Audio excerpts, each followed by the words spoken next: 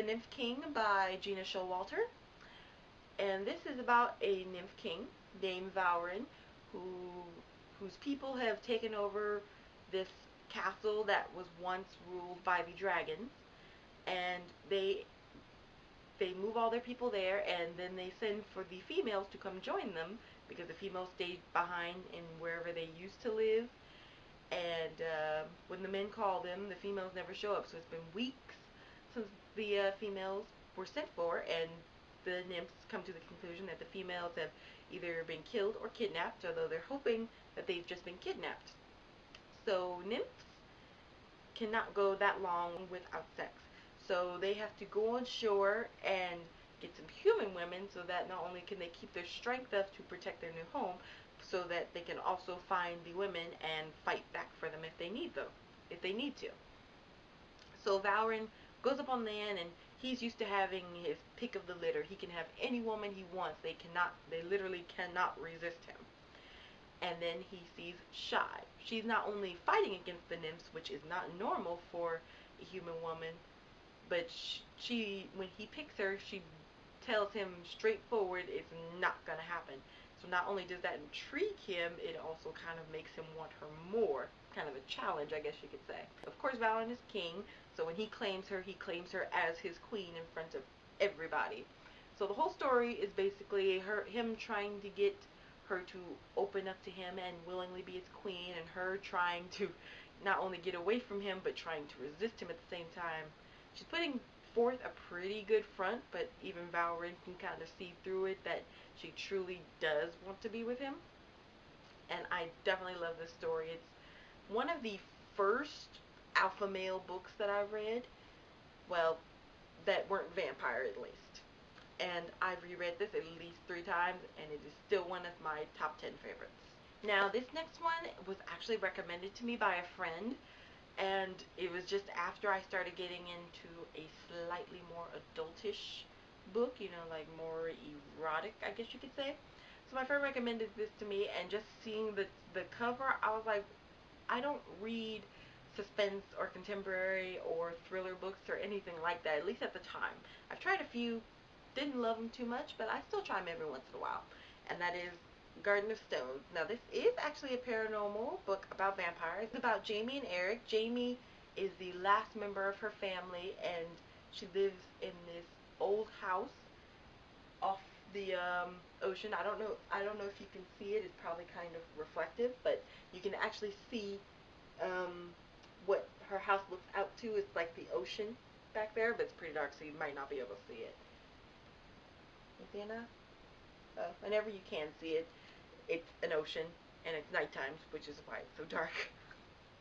So I read this one, and I loved it by chapter 2. And it comes to Eric, who is a very old vampire, thinking about finally ending his existence, and then he feels Jamie's call out for help.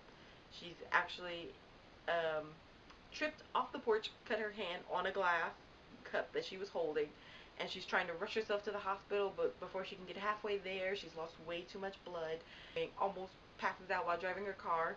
She manages to pull over. She's really close to dying, and Eric shows up, gives her some blood, and it manages to keep her alive long enough for someone to find her.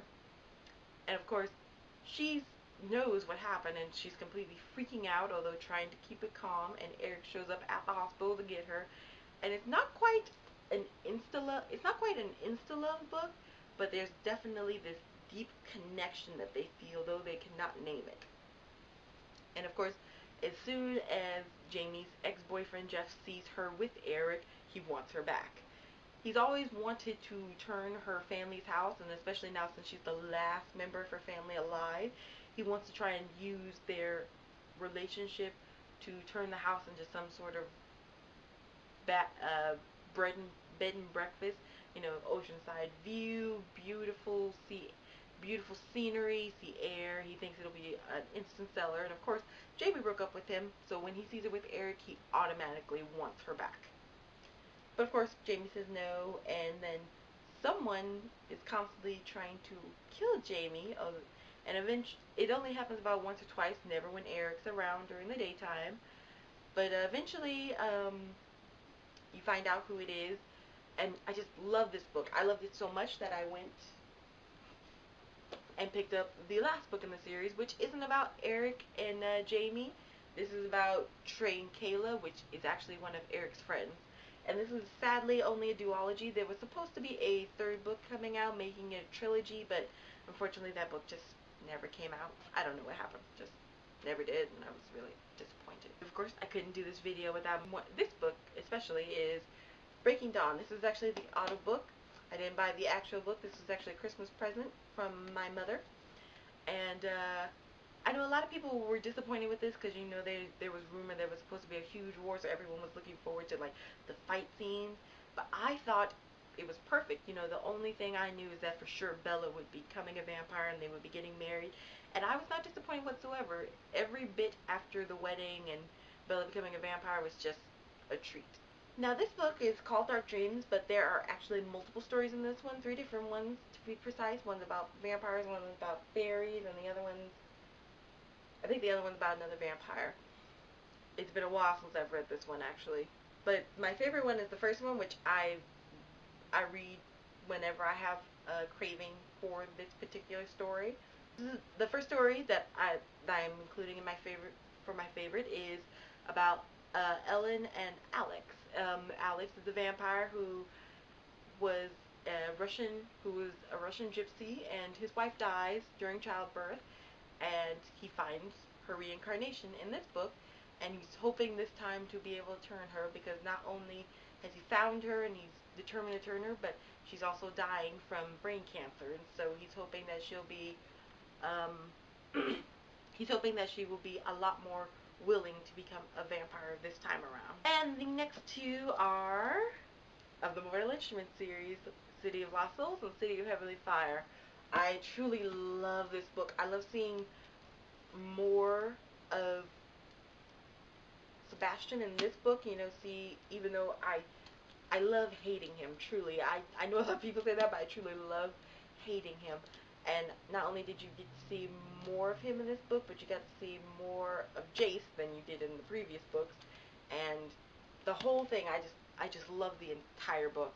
And of course, City of Heavenly Fire, which is the last book in the series, and loved it. Loved every bit of it, and I can't tell you anything specific that I loved about this book, because it would probably lead to spoilers. So if you haven't read this series or either one of these books, hop on it.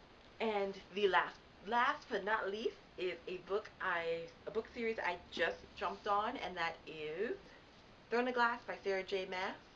And oh, I love this book. I love Selena so much. Not only her snarkiness, but her badassness and how everyone seems to underestimate her, and she just kicks butt. Oh, I just love this one so much.